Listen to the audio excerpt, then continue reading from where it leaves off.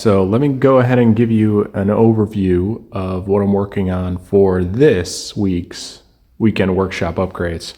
So I've got the workshop set up a little bit differently. I have the workbench fully dedicated to the table saw today because I'm ripping down these full 3/4 inch plywood sheets. And then I have the miter saw placed by the window. It just helps with the dust collection hose. It can extend out the window, and then my dust collection hose can just reach around there. And this DeWalt miter saw is quite large. It has a large backside to it, and so it just makes for easy to get it against the wall, and I could still move through here. And it is a little bit of a mess today. I've been working on these new shop cabinets. So the concept here is that it's a two-piece frame, if you can see back there. So I've got one back there, one in the front here, and these fully encompass the shelf panels. So I'm using 4 shelf panels here, 1, 2, and 3, 4. So these shelf panels fit within this cabinet frame, and then just secure with 3 screws. And these panels are able to fit the drawers inside. So these drawers will just slide in the grooves that I've made with a dado on the table saw. And then the great thing about these drawers is they are all the exact same build. All right, but they just have different drawer fronts.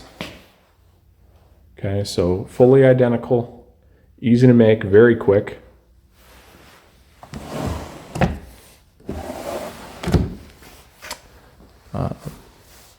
And really rigid too, so I've secured it to the wall here with a long screw, just one into the studs, and that holds it really tight. And then I've screwed it to this ledge here as well.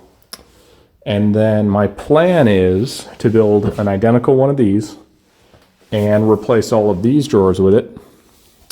This section, this thing here holds all of my paint and finish supplies. And this will actually go in between, theoretically it should fit in between both of the drawer modules.